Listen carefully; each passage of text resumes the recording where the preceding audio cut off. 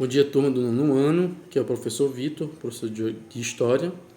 Nós estaremos aí introduzindo o capítulo 6, a Era Vargas, a partir das páginas 138 à página 145. Então, um período muito importante da nossa história republicana, bem recente, né? Mas precisamos entender alguns contextos anteriores, ok? Para entender a Era Vargas é necessário você perceber o que estava ocorrendo no mundo da época. Em 1929, um ano antes do golpe, né, de 1930, em 1929 ocorre a crise, né, com a quebra da Bolsa de Nova York, e que todas as nações capitalistas sofreram uma grave recessão, uma grave crise econômica, uns mais, outros menos, mas o Brasil foi atingido de cheio por essa crise. E essa conjuntura internacional de países em crise, com recessão, desemprego, né, economia realmente em dificuldades, pedia um Estado maior, certo? Então, esse momento é marcado por um crescimento e um fortalecimento do Estado, né? É onde surge o capitalismo keynesiano, né, onde defende os teóricos desse sistema capitalista a intervenção do Estado na economia para salvar de fato as indústrias nacionais, para salvar a economia de cada nação. Isso acabou gerando um outro fenômeno, certo?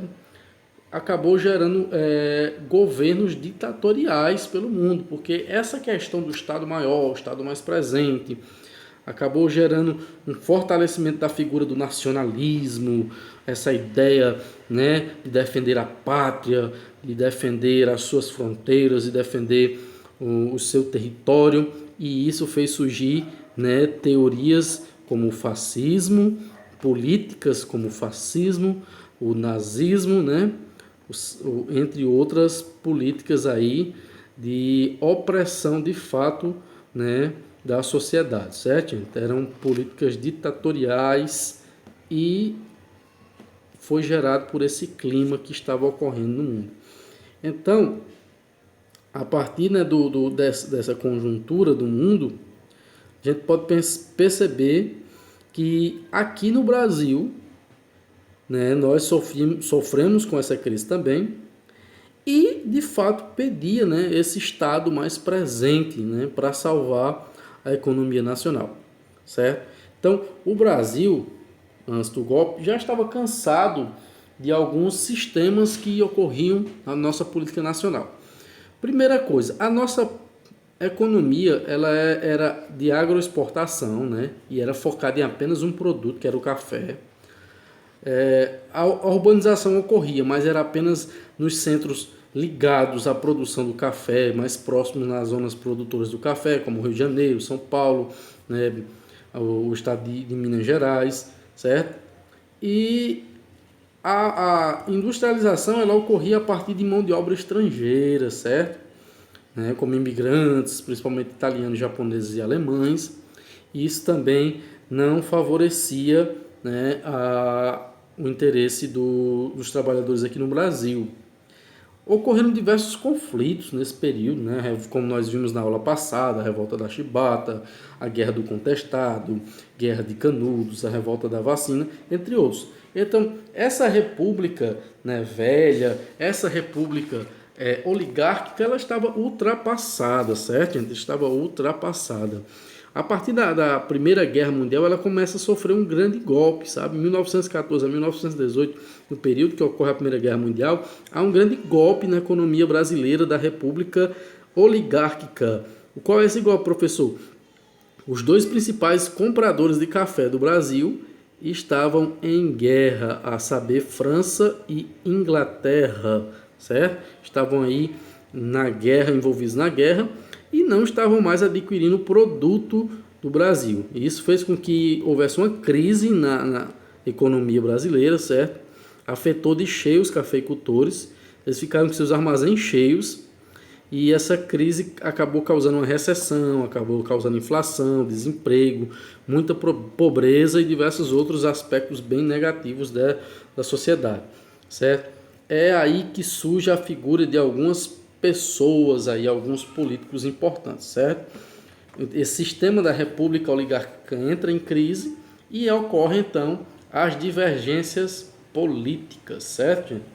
Então as divergências políticas elas acabam acontecendo no seguinte: eu expliquei para vocês a política do café com leite na aula passada, que era o revezamento de políticos indicados por Minas Gerais e por São Paulo, e chamado de café com leite porque Minas era o principal produtor de leite e São Paulo o principal produtor de café. Esse revezamento de indicação de candidatos de um estado e de outro ficou conhecido como política do café com leite. Essa alternância já estava realmente desgastada, as pessoas já não aceitavam mais esse tipo de política aqui no país. Mas ainda ela sofre um duro golpe, certo? Para as eleições de 1930. O então presidente Washington Luiz, ele deveria, gente, escolher um candidato, certo? Ele deveria escolher um candidato. Só que como Washington Luiz era paulista, ele deveria apoiar um candidato mineiro. Era o certo? Era o que deveria ocorrer na política do café com leite. Como Washington Luiz era paulista, o próximo presidente deveria ser mineiro. Ele deveria apoiar o próximo candidato. O que é que o presidente Washington Luiz faz? Ele resolve apoiar um candidato paulista, igualmente ele, que era o candidato Júlio Prestes, que pertencia ao Partido Republicano Paulista.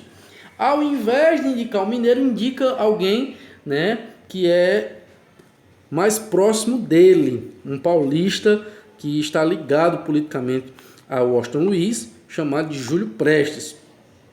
Os mineiros, por sua vez, certo? Eles ficaram aí irritados mesmo aí com essa ação de Washington Luiz e se aliaram aos gaúchos e paraibanos e lançaram uma chapa aí para concorrer contra o candidato de Washington Luiz. Essa chapa era formada por Getúlio Vargas, um gaúcho de nascença, um dos principais lideranças ali do seu estado, ali tem um papel importante no Rio Grande do Sul, certo? E os paraibanos indicam João Pessoa para ser o vice-presidente. Então, a chapa era formada por Getúlio Vargas e por João Pessoa para concorrer com Júlio Prestes. Ok, gente? Então, a disputa seria o candidato indicado por Washington Luiz, paulista, Júlio Prestes, e o candidato indicado por uma nova aliança, uma nova chapa, que consistia em Minas Gerais, Rio Grande do Sul e Paraíba, indicando Getúlio Vargas para presidente e João Pessoa para vice, ok? Professor, qual foi o fim desse processo eleitoral? O fim foi que quem saiu vitorioso nas urnas foi Júlio Prestes, certo? Só que essa vitória de Júlio Prestes ela foi totalmente contestada pela Aliança Liberal, que foi a aliança formada lá pelos estados de Minas Gerais, Rio Grande do Sul e Paraíba.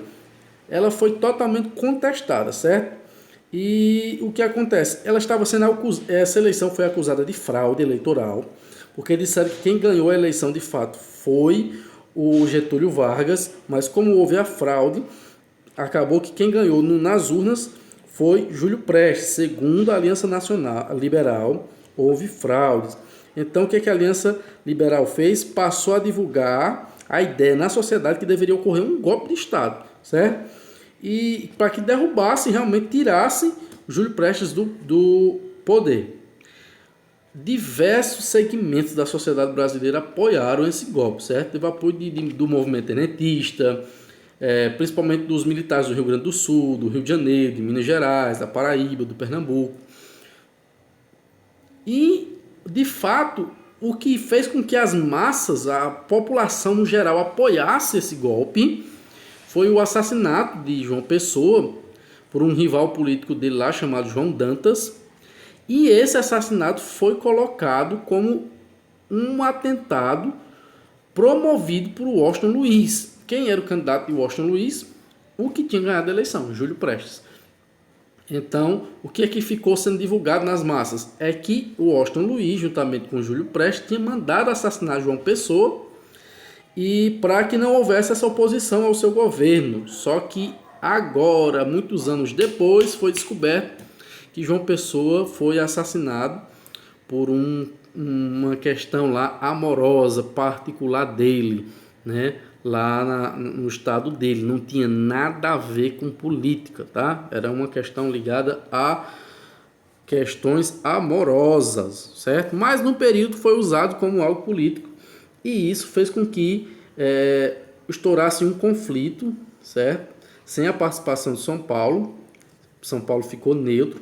Em 3 de outubro de 1930, várias tropas militares tomaram o Brasil inteiro, certo? Em 3 de novembro de 1930, Getúlio Vargas foi empossado como presidente de um governo provisório. Então esse foi o golpe, né, de 1930. Getúlio Vargas chega à presidência dessa forma aí, por esse golpe militar, né, e político também.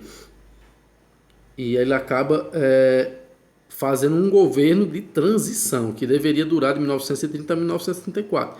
Porém, Getúlio se perpetua no poder e na história da nossa recente república, não há um presidente que tenha passado tanto tempo no poder quanto Getúlio Vargas. Depois nós estaremos ainda vendo sobre isso, ok? No entanto, ele deveria fazer um governo provisório e deveria estabelecer uma nova Constituição para depois convocar eleições presidenciais, certo? A princípio, esse golpe não trouxe muitas mudanças à sociedade, certo? Apenas tirou mesmo São Paulo do centro do poder, né? E decretou o fim, de fato, da política do café com leite. O governo de transição de Getúlio Vargas, ele convocou, de fato, a Assembleia Constituinte sobre um decreto, né? Para substituir a Constituição de 1891. Então ele criou um decreto provisório, né, o decreto de lei número 19.398 de 1930, que atribuía a ele o poder executivo e legislativo, certo? No entanto, houveram diversas pressões, né, do movimento tenentista, diversos segmentos da sociedade, né, pressionaram ele para que houvesse de fato a Assembleia Constituinte. Então, em 1932, Vargas anuncia a eleição para a Assembleia Constituinte. Só que Vargas, né, teve que enfrentar diversos protestos contra a sua demora em promover essa Assembleia Constituinte, ok? Por exemplo, ele enfrentou um movimento chamado Movimento Constitucionalista de 1939, ou Movimento Constitucionalista Paulista, certo? O que era que esse movimento queria? Esse movimento ele exigia que fosse, de fato, criada uma Assembleia Constituinte e fosse, o mais rápido possível, criada uma nova Constituição, para que Vargas não ficasse com tanto poder assim. Agora também houve aí um certo desentendimento, certo? Entre Getúlio e o Partido Democrático Paulista, porque havia um acordo verbal, né, entre eles. Caso os paulistas apoiassem, né, eles receberiam em troca o governo do Estado de São Paulo. O Partido Democrático Paulista receberia o governo de São Paulo. No entanto, Getúlio Vargas não cumpre essa promessa. Ele coloca lá um candidato lá não paulista para governar o governo de São Paulo, certo? E isso fez com que gerasse, então, uma certa raiva contra Getúlio, porque ele não cumpriu a sua promessa e ainda botou um candidato de outro estado, uma pessoa de outro estado para governar o estado de São Paulo.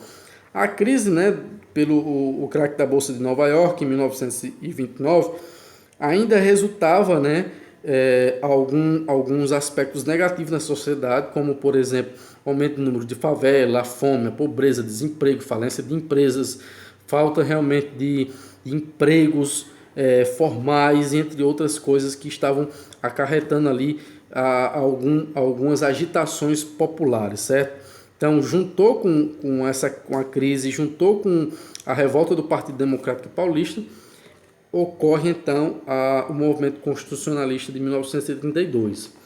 No meio a essas disputas, um dos dias, né, mais marcantes, porque os paulistas eles vão às ruas para lutar de fato contra as tropas de Getúlio, né, contra as tropas federais, e o momento mais marcante foi 23 de maio de 1932, certo? Em São Paulo, que durante uma passeata 4 jovens são assassinados, 4 jovens estudantes de direito, sendo ele Martins, Miragaia, Drauzio e Camargo. Esse episódio, então, acaba dando origem a um movimento financiado por setores médios da sociedade, que chamava justamente MMDC, as iniciais dos nomes dos estudantes que foram mortos pela polícia paulista, que estava sobre as ordens de Getúlio Vargas. Esse movimento constitucionalista paulista acaba derrotado em 9 de julho, põe fim a esse movimento. Mesmo tendo saído vitorioso, Getúlio Vargas teve que, de fato, convocar ali as eleições para poder criar uma nova Constituição, certo?